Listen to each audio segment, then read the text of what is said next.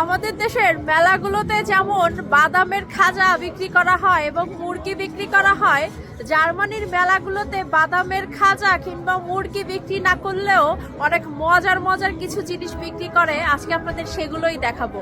আজকে একটা বাদামের দোকানে নিয়ে যাচ্ছি এবং সেখানে বাদামগুলোকে যে কত মজা করে বিক্রি করছে বিভিন্ন স্টাইলে, এবং শুধু বাদামের না, বাদামের সাথে আরো কি কি বিক্রি করছে চলেন একটু দেখে আসি।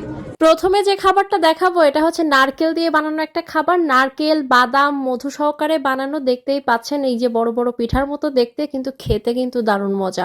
শুধু এই খাবারটাই না, এর সাথে আছে বিভিন্ন ধরনের আমল বাদাম, কাজু বাদাম, তারপর হচ্ছে আখরোট। আমাদের দেশে যেমন আমরা চীনা বাদাম দিয়ে করি, এরা হচ্ছে বিভিন্ন ধরনের দামি দামি বাদাম দিয়ে করে। এই যে দেখেন আমল বাদাম দিয়ে, এটা হচ্ছে নিউট্রেলা মানে চকলেট আর চিনি দিয়ে দেখেন মেশিনের মধ্যে ঘুরছে। এটা গরম গরম একদম বানানো হবে এবং এটা বানানোর পরে একটা জায়গায় খোলা রেখে সেটাকে ঠান্ডা করা হবে এবং ঠান্ডা করে দেখেন পাশের ট্রেতে রাখা আছে, ওইটাতে সাথে সাথে পরিবেশন করা হবে।